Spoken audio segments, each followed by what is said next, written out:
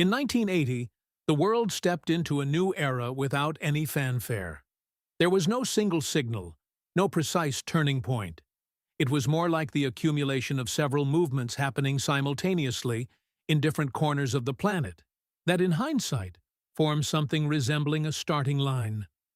That year brought together a set of Olympic Games turned into a political arena, a freshly ignited war in the Middle East, a labor movement beginning to challenge the Soviet order from within, the assassination of one of the most influential musicians of the century, and the birth of a video game that would permanently change the relationship between people and screens. All of that happened in 12 months.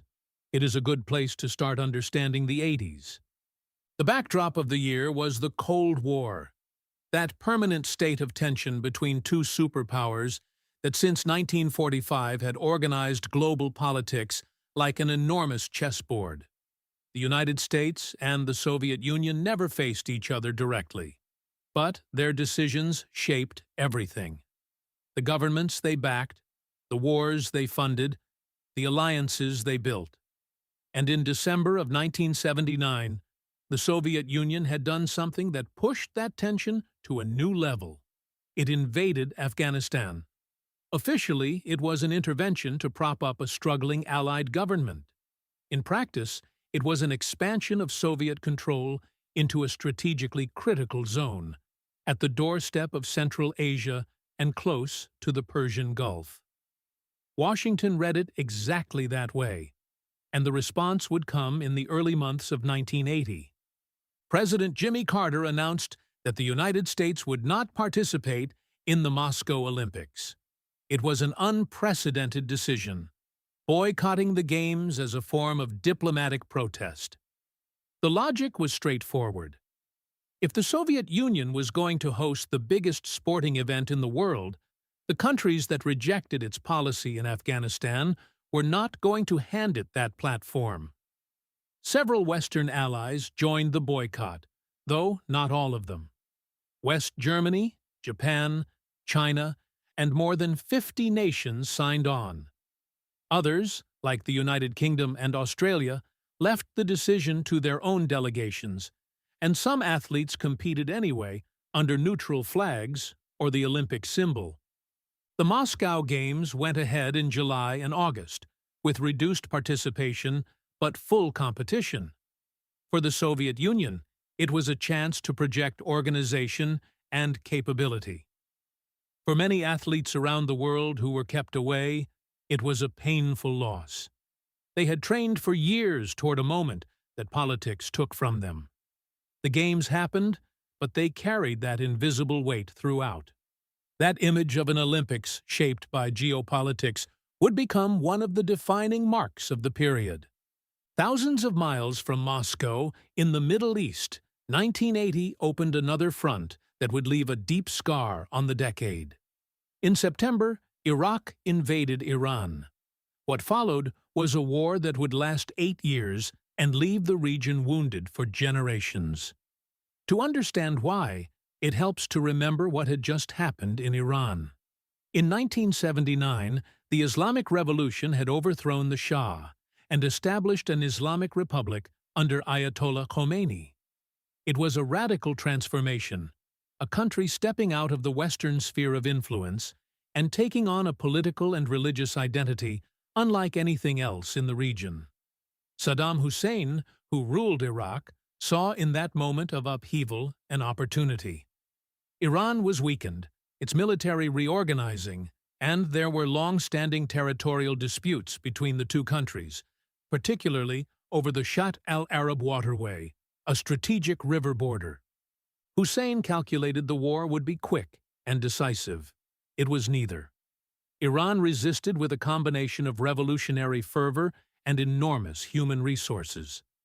The conflict bogged down quickly into a grinding, trench-based logic that echoed some of the worst episodes of the previous century. The Iran-Iraq War would become one of the bloodiest conflicts of the second half of the 20th century, with casualty estimates exceeding 1 million people. But in 1980, all of that was still ahead. What the year made clear was that the Middle East was entering a new phase of instability, with two regional powers locked in combat and an international community watching closely because that region held much of the oil that kept the global economy running. Meanwhile, at the heart of the Soviet bloc, something was beginning to shift in a way no one could have predicted a few years earlier. In Poland, a country under Moscow's orbit since the end of World War II, workers at the Gdansk shipyards launched a strike in August of 1980. From that strike came Solidarity, the first independent trade union in the Soviet bloc. Its leader was an electrician named Lech Walesa, who became the face of a movement that went far beyond wages or working conditions. It was a demand for rights, for freedom of association, for space for civil society in a system that allowed none of it. The Polish government, under pressure, recognized the union. It was a concession without precedent. Moscow watched with growing unease. Solidarity would grow in the years that followed into one of the forces that would eventually hollow out the Soviet system from within. But that process began at the Gdansk shipyards in the summer of 1980. The year was not exhausted by wars and tensions. In arcades, bars, and shopping centers around the world, a new machine appeared that no one could quite ignore. Pac-Man arrived in Japanese game halls in May of 1980 and crossed the ocean shortly after to become a global phenomenon. The concept was simple: a yellow circle eating dots through a maze while avoiding colored ghosts. But its impact was enormous. Pac-Man was not just a game. It was a signal that video games could capture all kinds of people, not only young technology enthusiasts. Women, adults, children, everyone got hooked. The electronic entertainment industry, which had started with the digital ping-pong of Pong in the 70s, was on the verge of becoming one of the largest businesses on the planet. Popular culture that year had a particular texture. Film, television, and music were occupying more and more space in everyday life. In movie theaters, The Empire Strikes Back was drawing massive crowds, confirming that the Star Wars saga was a cultural phenomenon built to last.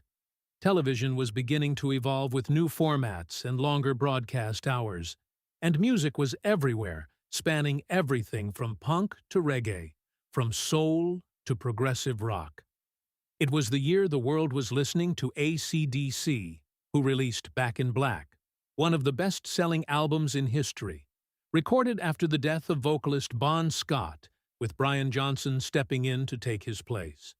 It was also the year Bob Marley's illness became public knowledge, a shadow that already loomed large over global culture, even before his death the following year.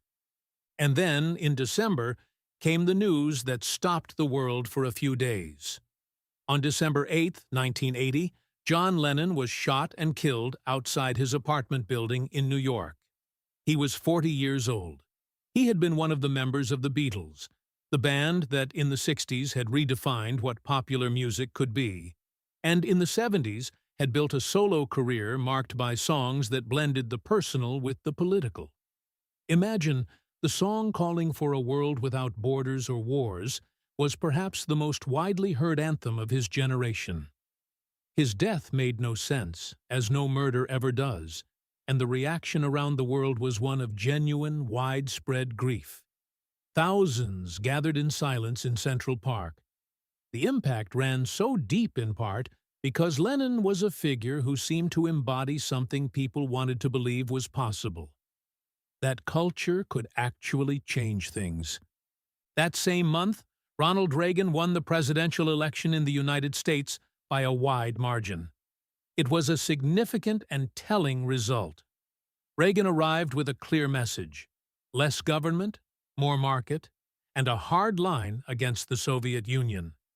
His rise represented a conservative turn in American politics that would have enormous consequences not just inside the country, but across the global order.